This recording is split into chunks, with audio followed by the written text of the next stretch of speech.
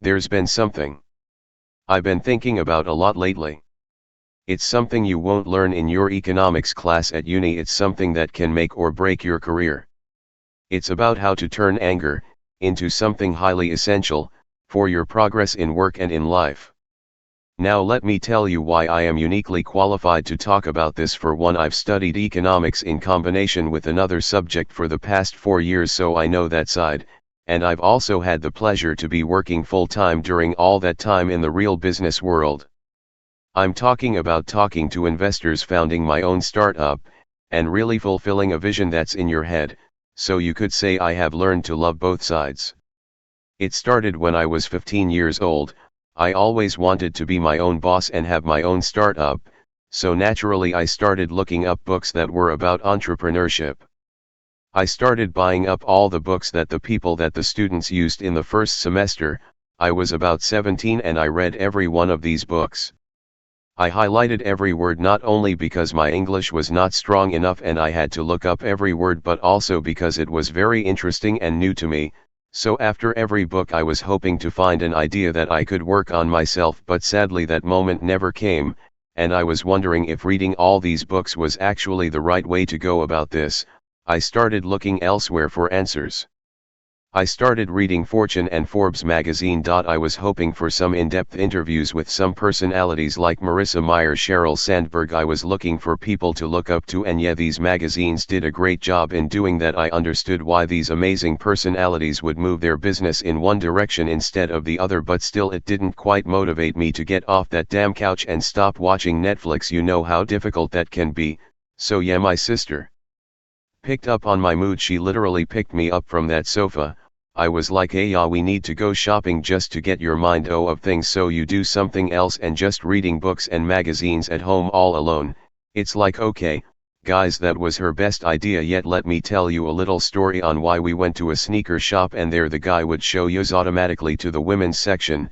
We were looking for some cool sneakers with crazy patterns and bright colors, and what we would encounter in that women's section, maybe you know, it's not what we were looking for. These shoes were kind of boring, kind of basic.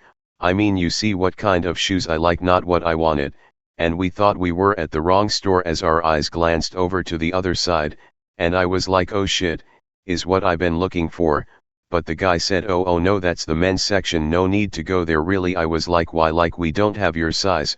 Like, why would you not have my size? Like, I mean, these shoes, they're just not feminine enough. They don't suit girls or women, and they don't ask for it. Women just don't wear these. Needless to say, I felt offended. How dare you make stylistic choices for me? First, second, it doesn't make any sense for me that a business would exclude 50% of potential customers from buying their products. So as I became more furious, outraged and disappointed because I found out that they wouldn't sell the right sizes, my sizes, in their online stores or at any other shoe store for that fact, I was like here, this cannot be. You want to find my shoes. And I became more angry, and let me tell you what this moment showed me, that being pissed off was actually the best thing that happened to me, because then and there I realized, I had a business idea. What if the world just needed a skateboarding brand or a sneaker brand for women that would cater to all these people who wanted bright colors in their shoes and crazy patterns, just like I saw in the men's section. I knew that this was an idea where I know what needs to be done, and I couldn't believe it. This was actually a real business idea where I felt motivated enough to just go out. So this emotion gave me something that the books couldn't give me, that the magazines couldn't give me, and that all these professors and teachers who talked about entrepreneurship couldn't teach me. It finally gave me the kick off of that damn couch. It was the anger that led me to coding my own solutions for the problems that I was looking for in this world, and it was anger that led me to write a book about Wall Street, and it's actually anger that makes me do that skateboarding trick for the 50th time over and over again, even if I fall. So yeah, I had my very own business idea, but it didn't start there. I'm not popular for that skate brand. I'm still wearing these shoes that I found in the men's section. This is way too big for me. And this chapter for me is still not close.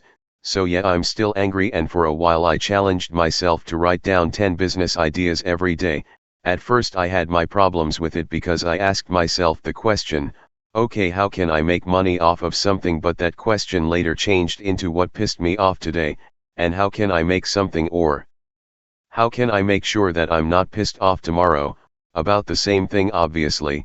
So I started having lots of ideas just straight out of my head onto that blank paper. So if you struggle with this, if you want to come up with your own idea for your next project or a business, maybe the question you need to ask yourself is, what pissed me off, and what can I do about it? Yeah, thanks so much.